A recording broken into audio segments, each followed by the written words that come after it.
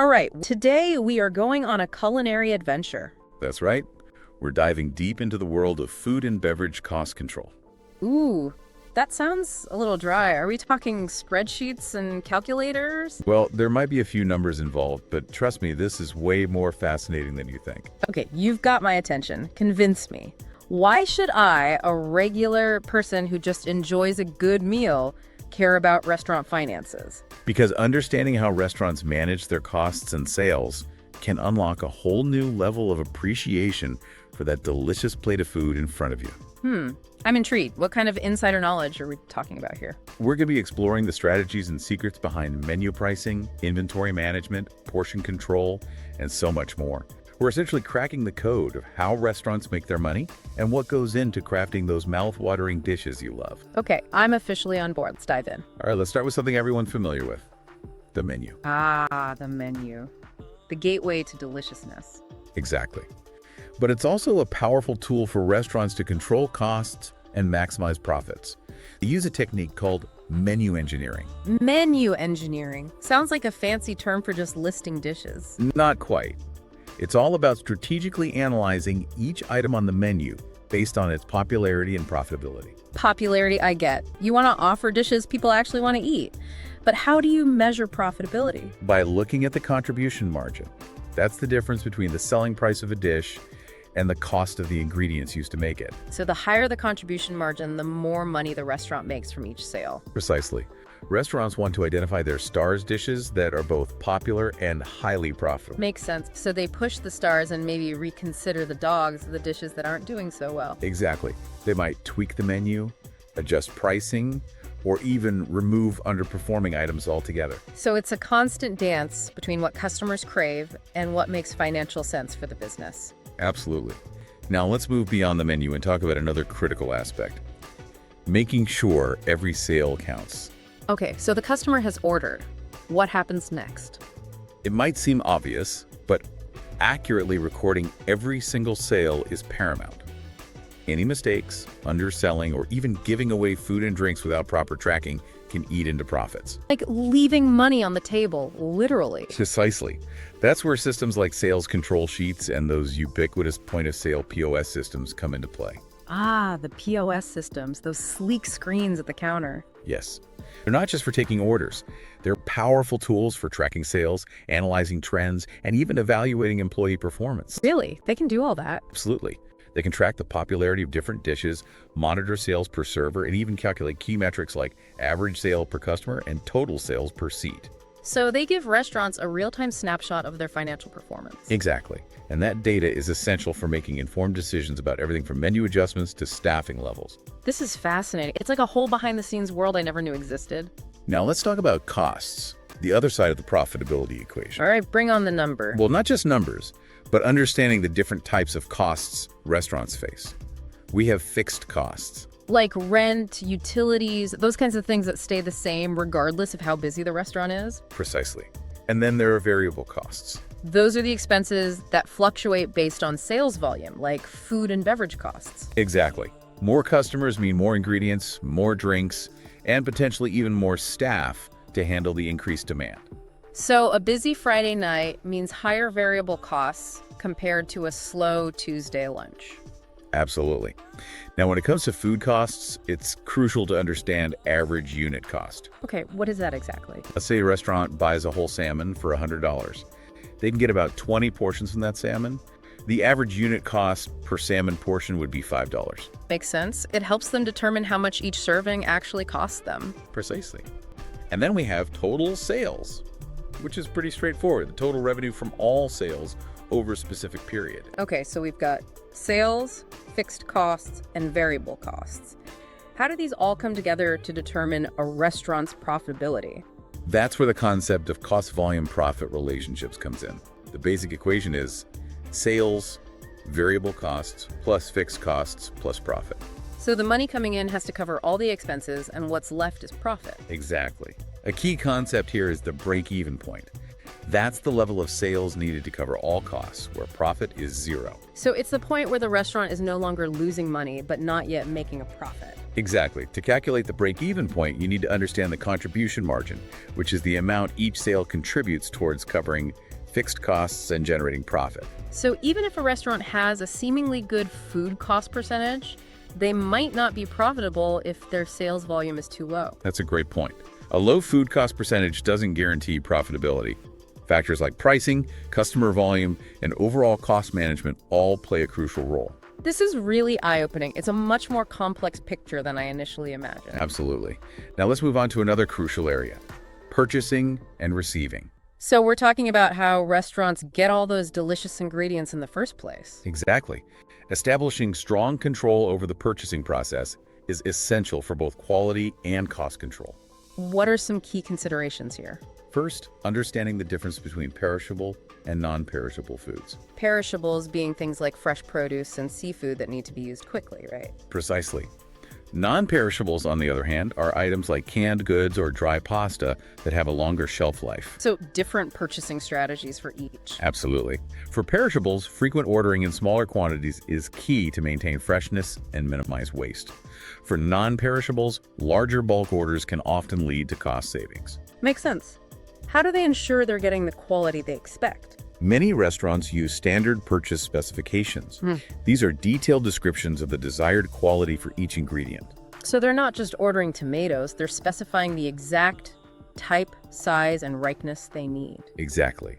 This eliminates ambiguity and ensures consistency. That's a level of detail I never considered. Yeah. What about the actual ordering process? How do they know how much to buy? It varies. Smaller restaurants might rely on experience and intuition, while larger operations use more sophisticated methods like analyzing historical sales data and using computer-based inventory management systems. Computer systems for ordering food? That's pretty high tech. It is.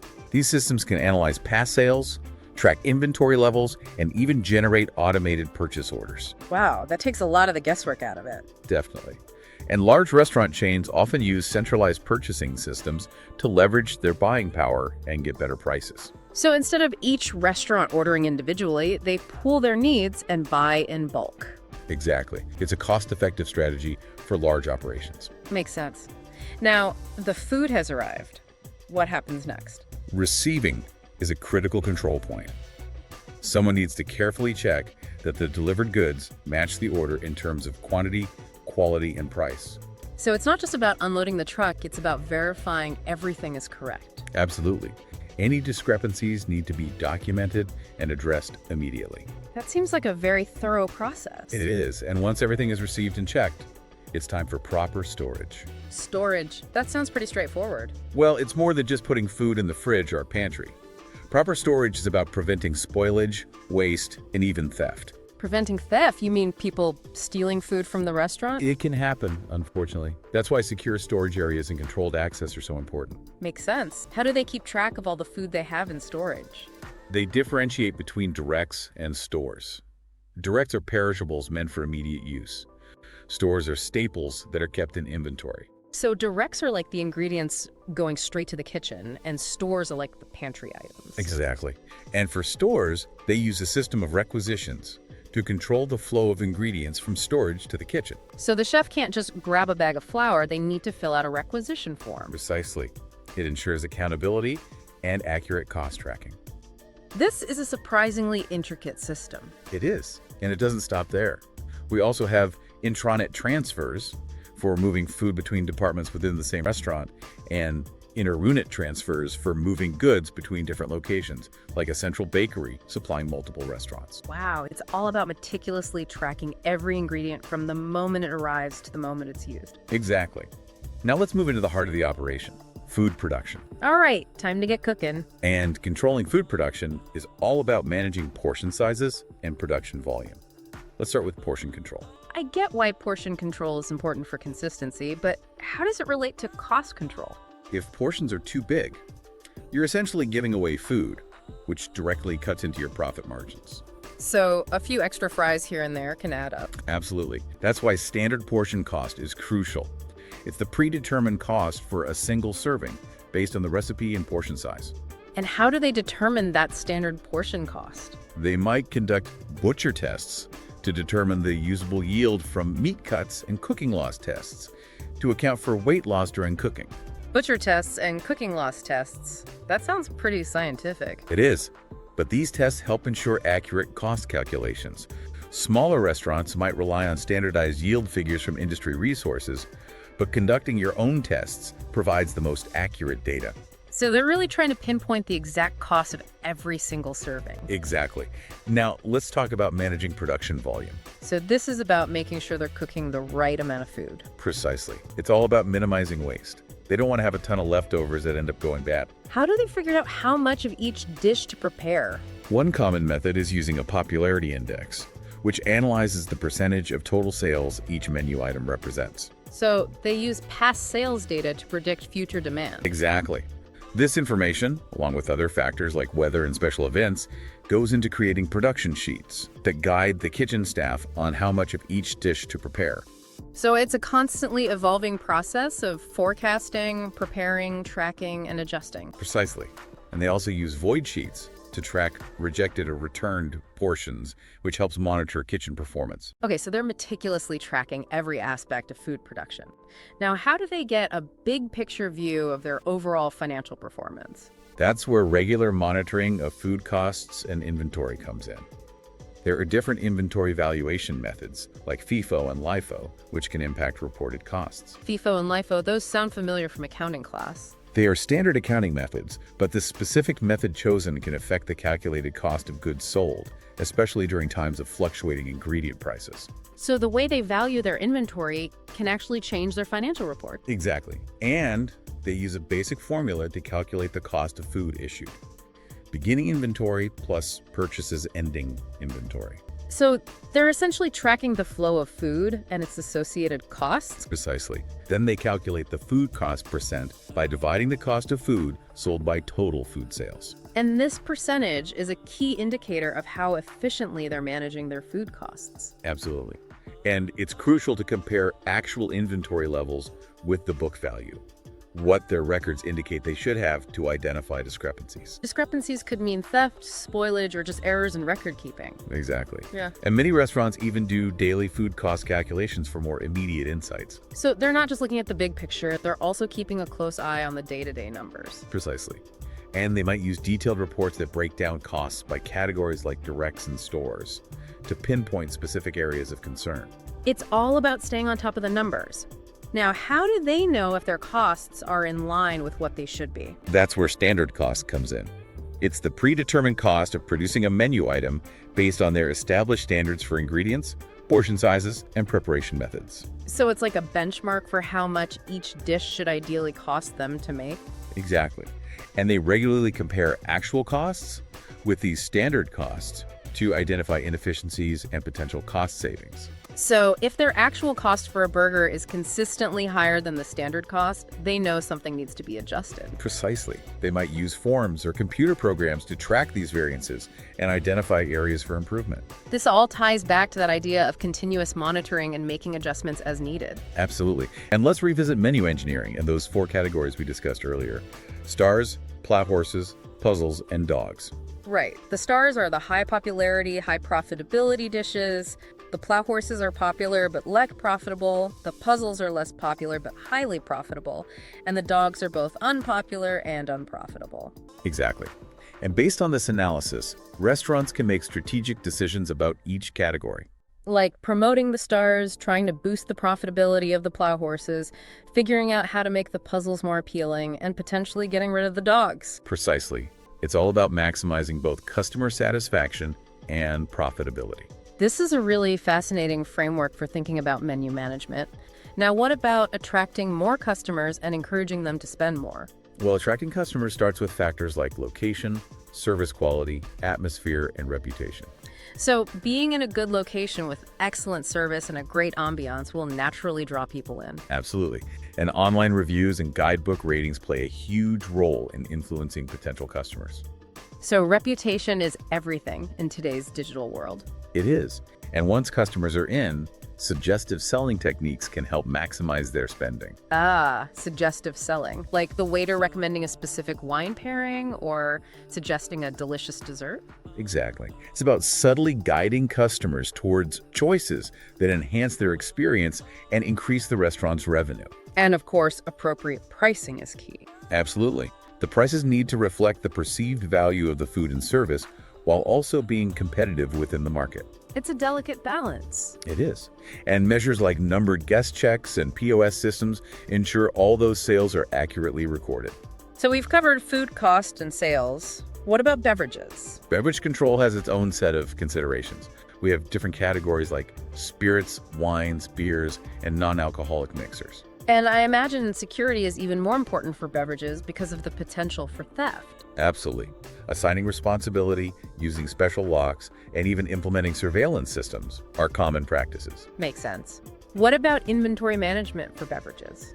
They use methods like the periodic order method, where orders are placed on fixed schedules, and the perpetual order method, where orders are triggered when stock levels reach a certain point. So they're always ensuring they have enough stock on hand to meet demand. Exactly. And proper storage is crucial for maintaining beverage quality, especially for delicate items like wine. So controlling temperature, humidity, and light exposure. Precisely.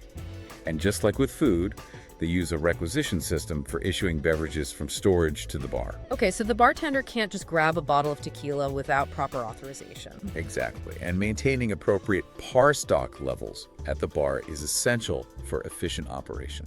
Par stock being the ideal quantity of each beverage to have on hand. Precisely. And there are different types of bars, like front bars, service bars, and special purpose bars, each with its own considerations. It's a whole world of beverage management within the larger restaurant ecosystem. Well, let's talk about beverage production control. So how do they control costs when it comes to making drinks? Standardized drink recipes are key, specifying the precise amounts of each ingredient. So no eyeballing the tequila. Not if they want to maintain consistency and control costs. Standard measuring tools like jiggers are essential. And they probably use those fancy pour spouts that automatically dispense a specific amount. Exactly. And they might use cost cards to track the cost of each drink and calculate the beverage cost percent. So similar to food cost percentage, but for beverages. Precisely. And they use various methods to monitor bar operations, like comparing actual sales with theoretical sales based on issued inventory. So they can track if a bottle of vodka is being used to make the number of drinks it theoretically should be. Exactly. And there are more advanced methods like the sales value approach, which is becoming more practical with computerized liquor control systems. It's impressive how they can track every drop. Now, we've covered food and beverages. What about the often overlooked but crucial element, labor costs? Labor costs are indeed significant, often a substantial portion of a restaurant's overall expenses. And that includes wages, salaries, tips, and even benefits like health insurance and paid time off. Exactly. And there are legal considerations like minimum wage laws and regulations regarding minors. So managing labor costs is about more than just paying people. It's about complying with all the legal requirements as well. Absolutely. And various factors can influence labor costs, like the type of restaurant, the complexity of the menu, hours of operation, and location. So a fine dining restaurant with a complex menu and late night hours will likely have higher labor costs than a casual cafe that closes early. Precisely. And effective labor cost control is about maximizing efficiency without sacrificing service quality. It's about getting the most out of your staff while still providing excellent service to customers. Exactly. And that starts with establishing clear performance standards for each role. So everyone knows exactly what's expected of them. Precisely. And they often use organizational charts to define job categories and reporting relationships. So who reports to whom and who's responsible for what? Exactly. Then they conduct job analysis to gather detailed information about each job, including the required skills and responsibilities. And this information goes into creating detailed job descriptions. Precisely. These descriptions outline the tasks, responsibilities, and performance criteria for each position. So no more ambiguity about what each person is supposed to be doing. And tracking business volume, the number of customers served, is crucial for effective scheduling. So they can staff appropriately based on how busy they expect to be? Exactly. They use historical data to forecast staffing needs and adjust schedules accordingly. And this helps them avoid being understaffed during peak times or overstaffed during slow periods. Precisely. And once you have your staff, training is paramount. Training, that seems pretty straightforward. It's more than just showing someone how to do something. Effective training aims to improve on-the-job performance for both new and existing employees. So it's about continuous improvement and skill development. Exactly. They use structured training plans and various methods like on-the-job training, lectures, demonstrations, and role-playing. So they're really investing in their staff to ensure they're performing at their best. Absolutely. And comprehensive training manuals can help ensure consistency, especially for large organizations. Okay, they've established clear expectations and provided thorough training. How do they then monitor performance to ensure everything is running smoothly? Monitoring can be done directly through observation by managers, or indirectly through feedback from customers, fellow employees, or even external sources like secret shopper reports. So they're getting feedback from multiple angles to get a comprehensive picture of employee performance. Exactly. And they compare actual work hours to standard work hours to identify potential overstaffing or understaffing. So they can see if they have too many or too few people scheduled based on the actual workload. Precisely. And when performance deviates from standards, they use a 5-step approach to take corrective action. Define the problem, gather information, analyze causes, develop solutions, and implement and monitor those solutions. Exactly. It's a systematic approach to addressing performance issues. This has been an incredibly insightful deep dive into the world of restaurant cost and sales control. We've covered a lot of ground, from menu engineering and sales control to the intricacies of food and beverage purchasing, storage, and production. We also explored the complexities of inventory valuation, labor cost management, and the importance of ongoing monitoring and corrective action. It's amazing how much goes on behind the scenes to bring that delicious meal to our table. And while all these principles might seem specific to the restaurant industry, the underlying concepts of managing resources, controlling costs, and driving revenue apply to almost any business, and even to our personal lives. It's all about being intentional and data-driven in how we manage our inputs and outputs to achieve our desired outcomes. Exactly. So as we wrap up this deep dive, here's a final thought for our listeners. Think about one area in your own life, whether it's your work, your finances, or even your personal goals, where a more structured approach to managing your costs and sales, your effort, and your desired results could lead to significant improvements. We encourage you to explore these concepts further and see how they might apply to your own unique context. Thanks for joining us on this culinary adventure. And remember, the next time you enjoy a meal at your favorite restaurant, take a moment to appreciate all the intricate systems and processes that work together to bring that dish to your table. It's a true testament to the power of efficient cost and sales control. Until next time, happy dining.